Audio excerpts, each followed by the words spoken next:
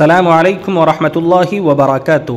ناظرین و سامعین، جیسا کہ آپ سبھی جانتے ہیں کہ جانشین فقیہ الاسلام حضرت مولانا محمد سعیدی صاحب نور اللہ مرقدہ اس دار فانی سے دار بقا کی طرف کوچ کر گئے ہیں۔ یہ ویڈیو حضرت کی بایوگرافی اور حالات زندگی کے اوپر بنائی جا رہی ہے۔ حضرت بڑے لوگوں کے صحبت یافتہ تھے، فیض یافتہ تھے۔ حضرت ہی کے تعلق سے ایک بات جہاں سے شروع کیا جائے تو یہ بات ہے کہ حضرت مولانا محمد سعیدی صاحب نور اللہ مرقدہ حضرت مولانا انعام الرحمن تھانوی رحمۃ اللہ علیہ کے خاص فیض یافتہ شاگرد تھے۔ ان کی خدمت میں حاضر ہوتے تھے تو مولانا کی خوشی دیدنی ہوتی تھی، چائے وغیرہ سے ضیافت فرماتے۔ مولانا محمد سعیدی کے جانے کے بعد حضرت مولانا انعام الرحمن تھانوی خوشی اور مسرت میں جھوم کر خاص کیف اور کیفیت میں مولانا سعیدی کو غائبانہ مخاطب بنا کر کہتے کہ آگے چل کر تم ہی تم ہوں گے مگر ہم نہ ہوں گے۔ یہ بات مولانا کی زبان سے کئی بار لوگوں نے سنی ہے۔ کبھی کبھی مولانا سعیدی کے جانے کے بعد بلبل شیراز کا یہ شعر بھی پڑھتے تھے: بالائے سرش ذہوش مندی می تافت ستارہ بلندی۔ ناظرین، آج کی اس ویڈیو کے اندر ہم حضرت مولانا محمد سعیدی نور اللہ مرقدہ ناظم و متولی مظاہر علوم وقف سہارنپور کے حالات زندگی اور بایوگرافی کے متعلق بنا رہے ہیں۔ حضرت مولانا مرحوم 1389 ہجری میں آپ کی ولادت ہوئی۔ فرحت اثر تاریخی نام ہے، لیکن محمد کے نام سے عالم میں مشہور ہوئے۔ اپنے جد بزرگوار حضرت مولانا مفتی سعید احمد اجراڈوی کے نام نامی سے انتساب کرتے ہوئے اپنے نام کے ساتھ بقول آپ کے روز قیامت سعادت مندوں کے ساتھ محشور ہونے کی امید پر سعیدی کا اضافہ کیا کرتے تھے۔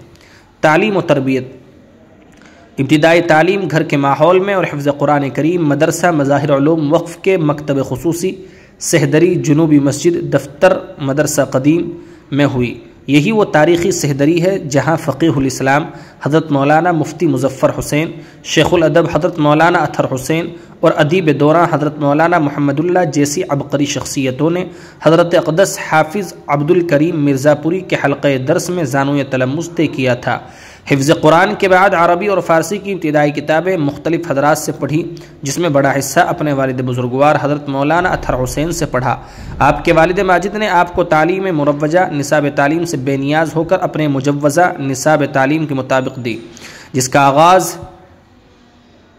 ندوے کے نصاب میں موجود بعض کتب سے ہوا، اور نہ صرف مختصر مدت میں تعلیمی سفر طے کرا دیا بلکہ استعداد سازی پر خصوصی توجہ مبذول فرمائی۔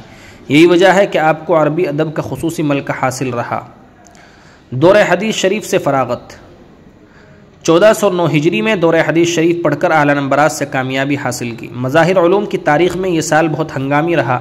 بہت سے قیمتی اساتذہ اس ہنگامے کی نظر ہو کر یہاں سے چلے گئے۔ اس اچانک حادثے سے درس نظامی بالخصوص دور حدیث شریف کے باقی ماندہ اکثر کتابوں کے اسباق فقیہ الاسلام حضرت مولانا مفتی مظفر حسین نے شبانہ روز محنت سے ختم کرائے، اور پھر بعد میں الحمدللہ خالی جگہوں پر لائق و فائق اساتذہ کا تقرر ہوا۔ ان سطور کے ذکر سے ہمارا مقصد یہ ہے کہ حضرت مولانا محمد سعیدی صاحب نور اللہ مرقدہ کے اساتذہ حدیث میں ایک ایک کتاب کے دو اساتذہ کے نام آنے پر قارئین کو خلجان محسوس نہ ہو اور حقیقت واقعہ ان کے پیش نظر رہے۔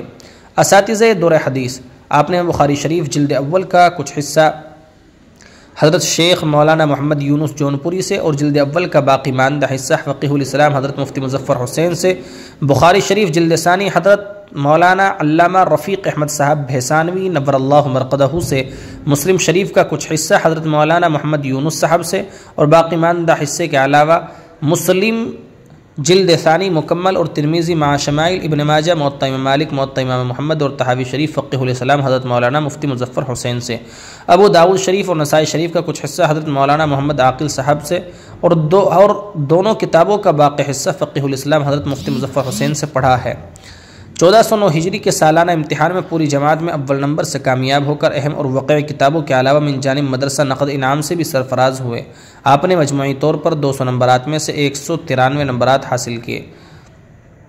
دارالعلوم میں داخلہ: مظاہر علوم وقف سہارنپور سے فراغت کے بعد دارالعلوم دیوبند میں بھی داخلہ لیا، لیکن تعلیمی سلسلہ کسی مصلحت سے وقف دارالعلوم میں جاری رکھا۔ وہاں سے 1410 ہجری میں دور حدیث شریف کی تکمیل کی۔ دارالعلوم دیوبند میں حضرت مولانا محمد سالم صاحب قاسمی، حضرت مولانا محمد نعیم صاحب دیوبندی، حضرت مولانا خورشید عالم صاحب قاسمی، حضرت مولانا جمیل احمد صاحب سکروڑوی اور حضرت مولانا محمد اسلام صاحب قاسمی سے حدیث کی مختلف کتب پڑھی۔ تدریس: فراغت کے بعد دارالعلوم شاہ بہلول سہارنپور میں استاذ مقرر ہوئے۔ یہاں مختصر مدت تعلیم دینے کے بعد مدرسہ عبدالرب دہلی میں تقریباً 2 سال مقامات اور مشکات وغیرہ کتب کی تعلیم دی۔ مختلف علماء اور مقتدر شخصیات کے پیہم اسرار پر فقیہ الاسلام حضرت مولانا مفتی مظفر حسین صاحب نے 1412 ہجری میں مظاہر علوم سہارنپور میں بحیثیت استاد درجہ ابتدائی عربی میں تقرر فرما لیا۔ کچھ وقت دارالفتہ میں فتویٰ نویسی کے لیے بھی مامور فرمایا۔ آپ کی صلاحیتوں اور درسی کمالات کی بنیاد پر 1422 ہجری مطابق 12 اپریل سن 2001 میں درجہ ابتدائی عربی سے درجہ وسطیٰ میں منتقل ہوئی۔ انتظامی ذمہ داریاں: 1423 ہجری میں آپ کے لیے ارباب مدرسہ نے تجویز کیا کہ صبح کے چوتھے گھنٹے میں امور نظامت میں حضرت فقیہ الاسلام کا تعاون کیا کریں گے۔ اجلاس شورا مؤرخہ 30 جمادی الاولیٰ 1424 ہجری میں حضرات اراکین شورا کے استصواب سے حضرت فقیہ الاسلام نے مدرسین و ملازمین کی متفقہ درخواست پر آپ کو نائب ناظم بنایا۔